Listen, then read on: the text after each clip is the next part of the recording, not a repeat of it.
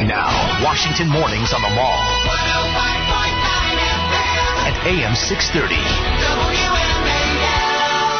It's 7:07 on WMAL. This is where Washington comes to talk. Coming up at the bottom of this hour, KT McFarland joins us for a look overseas, national security issues. And at 8:05, Shannon Bream, she's the Fox News legal analyst. We're going to talk about today's proceedings and yesterday's proceedings at the Supreme Court. I am Larry O'Connor. In with me this morning is Tori Clark, sitting in for Brian Wilson. Nice to be here, sir. It's always good to have you. I'm actually here on time. You know, those breaks scare me a little bit. This time you made it, exactly. And joining us now, also here on time, very punctual, Patrick Mara. He is a Republican running for the D.C. Council for the special election coming up on April 23rd. Boy, it's just 1 month away is the big election day. And Patrick Mara, you somehow got the Washington Post to endorse you. Wow, how did that happen? Well, yes, thanks, Larry and Tori. I have to say, it feels pretty good. I think I'm the first Republican endorsed since Abraham Lincoln. That is remarkable. Congratulations. I went back and looked, and I could not find them endorsing another Republican. It's really an accomplishment. Yeah, no, it feels pretty good. And frankly, I think a big part of it is, I was elected a couple of years ago. I was the first Republican elected to the school board since the 70s, over 2 years ago. And my big points were school choice. So I was a big supporter of vouchers, the Opportunity Scholarship Program, charters, and strong education reform. And interestingly enough, these are really issues that the Post sides with at the local level. Well, and it's so funny because it's, oftentimes you hear from liberal news organizations how they're like the Washington Post, that they're proponents of diversity. They always want diversity, but it's never diversity of thought. I mean, it's great to me that the Washington Post, it finally occurred to them that, hey, maybe having a different perspective on the D.C. Council might actually get a good conversation going and might be able to improve things. Yes, and here at the local level, we have a really bad spending problem. So there's something you hear about at the national level, but we put the national level to shame, really. So, Patrick, it's a special election, always funny things. It's going to take a lot to win. How do you do it? What are you most focused on for the next month?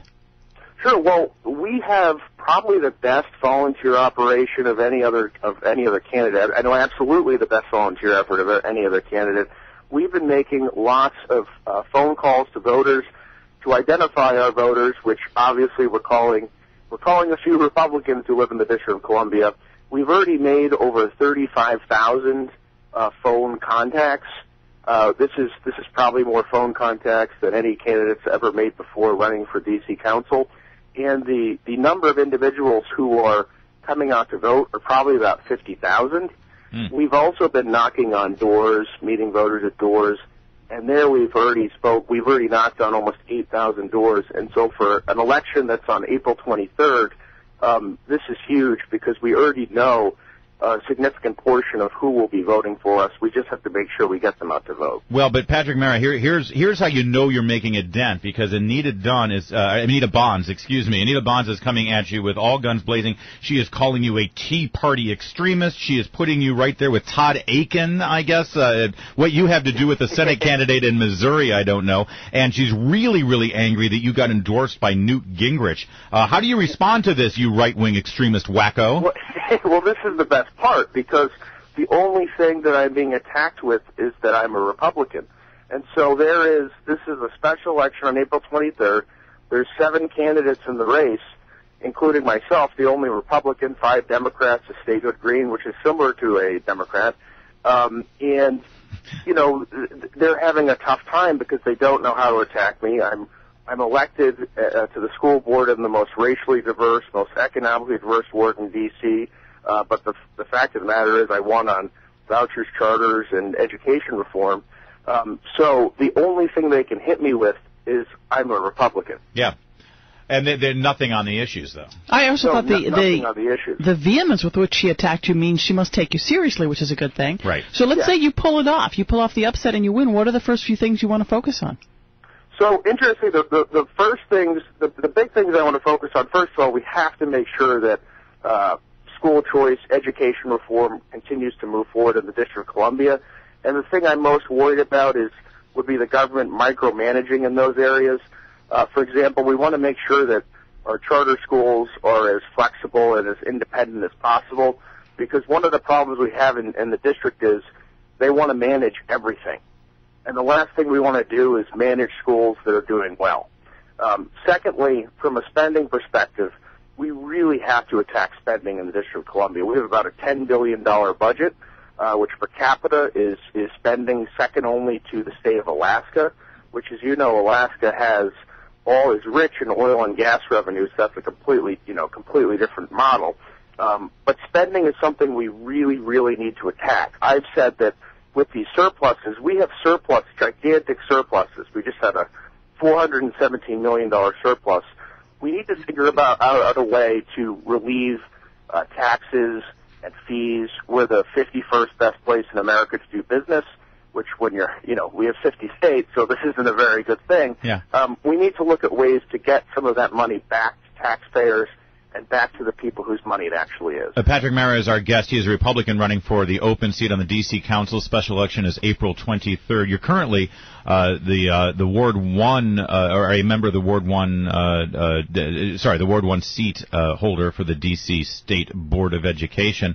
Listen, Brian Wilson's on vacation this week, but had he been here... You have to carry the flag for him, Larry. I guarantee you his question to you, Patrick Mara, would be, what are you going to do about these speed cameras and D.C.'s war on cars with all these bike lanes? Why do you hate cars so much, Patrick Mara? I am not a hater of cars. In fact, we're actually, interesting enough, I live in the most densely populated ward. I do not own a car right now, but my wife and I we're going to be having a child in the next year. You know what? We're going to need to buy a car. And so for many district residents who may not own cars now, it's unrealistic to think that you're not going to own a car for your entire life. And this is particularly the case with seniors. And with the speed cameras, we need to, they're not using these as vehicles to help with safety. They're using them as just revenue generators, and this goes to the heart of the problem in the district. Everything they do is just for revenue generation. They've become so dependent on it that they increase, and in most cases they say you're nickel and diming, but with the speed cameras, it's $100 bill, $50 and $100 billing people. All right, I have to attack Brian Wilson since he's not here. Yeah. Don't speed. That's my answer to Brian as well. Wouldn't be a problem. Don't speed. Trust me. Thank you. You're on my side on that. All right, final question for you, Patrick Mara. Listen, I look at the D.C. Council and I look at the government here, and you say it's a spending problem. I say it's a corruption problem. There's some dirty stuff going on. Do you see yourself as sort of a champion of clean government? Sure. I was actually the first elected official to call for the resignation of Harry Thomas Jr., who you may recall was stealing money from kids. Yeah. The sad thing about this is only 3 members of the council called for his resignation. And I don't know that there's ever been a more cut and dry situation of an ethically corrupt individual elected who should have resigned. And I'm in a unique situation where I have no problem standing up. I'll be a Republican in the jurisdiction that is probably has one of the lowest concentrations of Republicans in the U.S., but I have a history of, Democrats voting for me. I came in a very close second in the special election in 2011. But this election on April 23rd, we'll win this. We're up against it, Patrick Mara. Thank you for joining us. Good luck. But yeah, there's a new... Just go to my website. It's patrickmara.com. Patrickmara.com is where you go to support this man if you want him to be the new sheriff over at the D.C. Council. Thank you, Patrick Mara, for